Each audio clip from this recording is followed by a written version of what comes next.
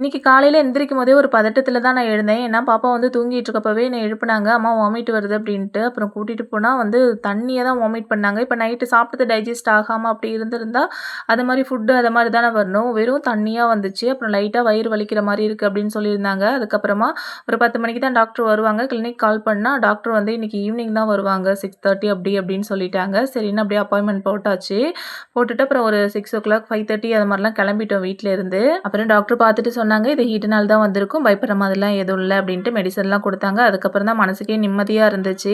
அப்புறம் மெடிசன்லாம் வாங்கிட்டு வீட்டுக்கு கிளம்பிட்டோம். வரும்போது சிக்கன் வாங்கிட்டு வந்திருந்தோமா, சரி இன்னைக்கு தானே மாவு அரைச்சோம், இட்லி ஊத்திக்கிட்டு சிக்கன் தண்ணி குழம்பு குக்கர்ல பண்ணிடலாம் அப்படின்ட்டு குழம்புலாம் ரெடி பண்ணி குக்கர்லாம் மூடி போட்டுட்டு, அதுக்கப்புறமா சரி இட்லி ஊத்தி வைக்கலாம் அப்படின்னு மாவ திறந்து பார்க்குறேன், மாவு பொங்கி வரவே இல்ல. அப்புறம் இதுக்கு மேல எதுவும் மாவு பெசஞ்சு சப்பாத்திலாம் பண்ண முடியாது. அதுவும் தண்ணி குழம்புக்கு ரைஸ் நல்லா தான் இருக்கும்ன்ட்டு இன்னொரு குக்கர்ல ரைஸ் வச்சுட்டேன். அப்புறம் மதியம் வச்ச முட்டை குழம்பு இருந்தது.